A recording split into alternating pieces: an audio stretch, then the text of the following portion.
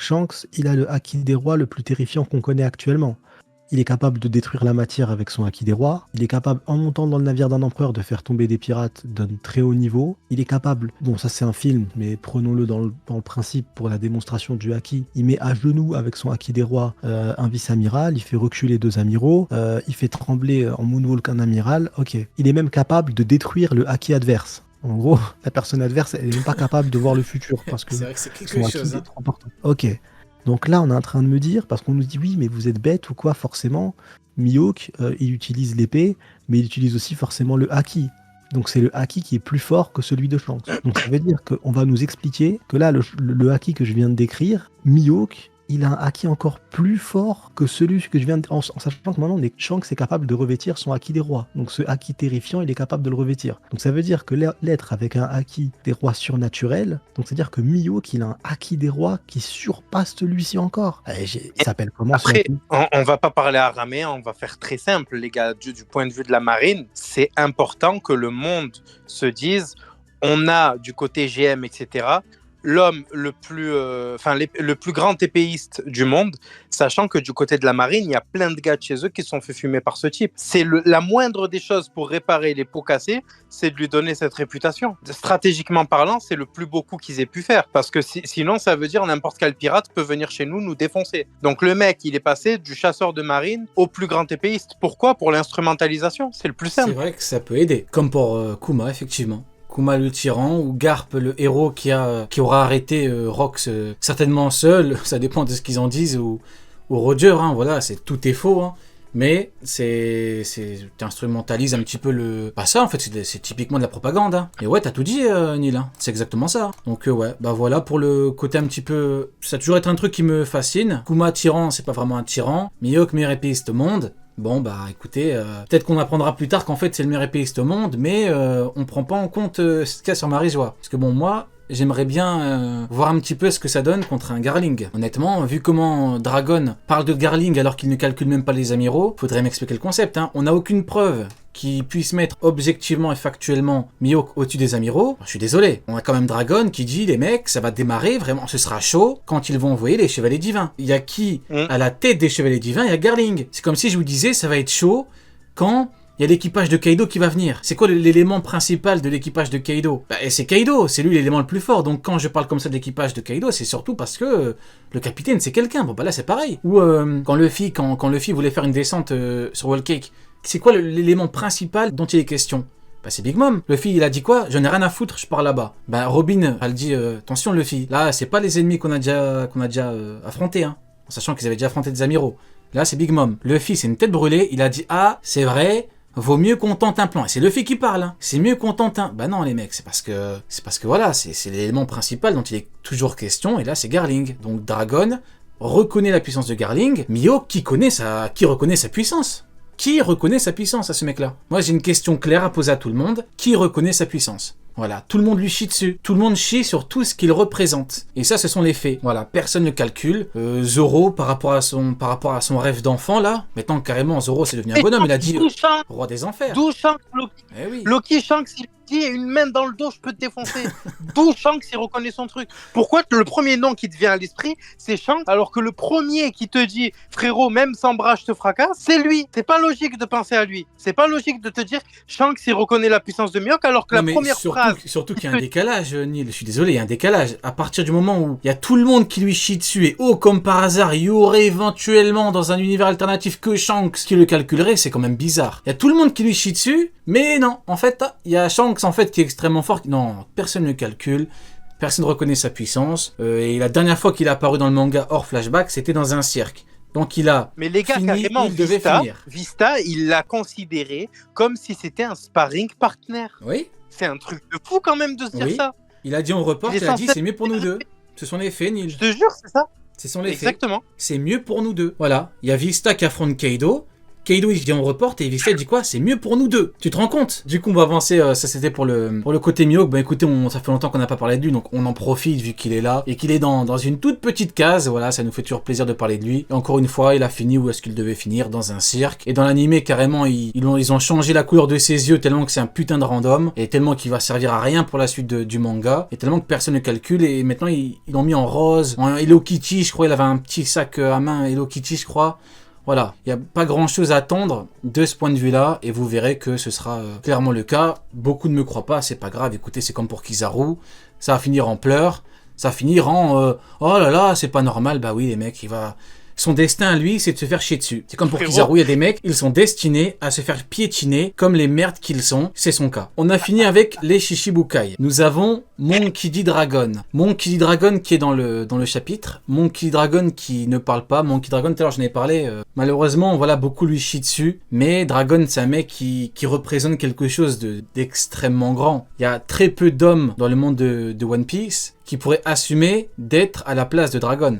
Dragon, malheureusement, il a dû faire des choix très compliqués. On n'a pas beaucoup parlé, malheureusement. On n'a pas fait de cross-guild depuis. Mais pour le cas de Ginny, Ginny, déjà, malheureusement, il ne pouvait pas faire grand-chose parce que la cause principale, c'est la révolution. Et tu peux pas mettre en péril tout ce qu'ils font, juste, entre guillemets, juste pour un élément. Surtout que si tu fais en sorte de la récupérer, demain, il y en a un autre ou une autre qui se fait capturer, tu vas devoir repartir, c'est pas gérable. Donc malheureusement, tu signes un pacte, tu te fais arrêter, malheureusement, on peut pas faire grand chose, et surtout, ça illustre également ce que j'avais dit, c'est-à-dire que jamais Barbe Blanche est parti pour mourir, quoi.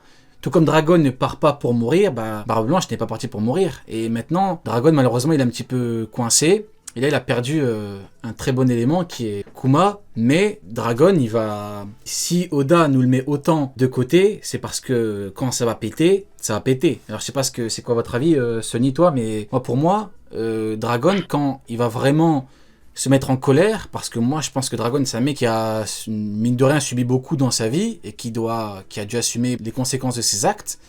Je pense que le jour où il a perdu Ginny, il a perdu Ivankov, un moment, Kuma, certainement beaucoup de camarades. Je pense que le jour où on va vraiment le voir en colère, ça va vraiment être pas beau à voir, et celui qui sera devant lui, il sera chaud. Rio, la case de Montréal, on la fait pas du coup? On termine avec Dragon et puis après on le fera, c'est vrai que j'ai zappé.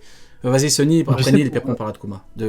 C'est pour le kidnapping pour la prison pour Ivankov. Moi j'ai le sentiment, après c'est un sentiment, que c'est volontaire par exemple, tu vois. Ouais. La Impel Down, parce que tu as un niveau qui existe, elle le connaissait, donc Morley a dû lui parler de ce niveau-là qu'il avait créé. Non, il savait pas que c'était Morley. Hein?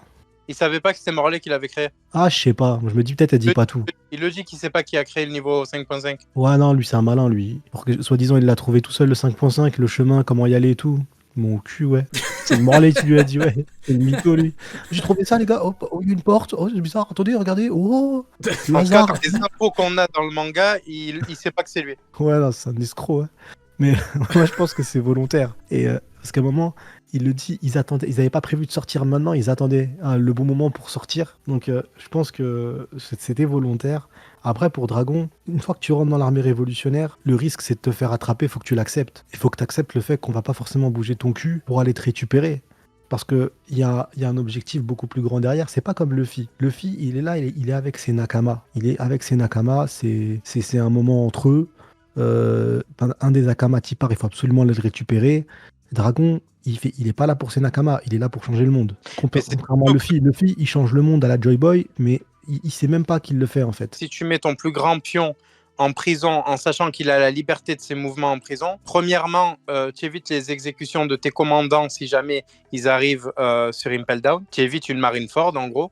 Et deuxièmement, tu as un point de contrôle assez intéressant sur l'une des 3 grandes îles du gouvernement mondial où tu peux provoquer une évasion massive comme celle qui a été provoquée un peu trop tôt par Luffy. Donc techniquement, le fait d'introduire Ivankov dans la prison, c'est le meilleur move possible en fait. Donc je pense pas qu'il se soit fait capturer, je pense que réellement c'est volontaire le fait de l'avoir envoyé là-bas. Ouais, du coup on pense pareil. Du coup je disais ouais que une fois que tu te fais attraper, ça fait partie du packaging.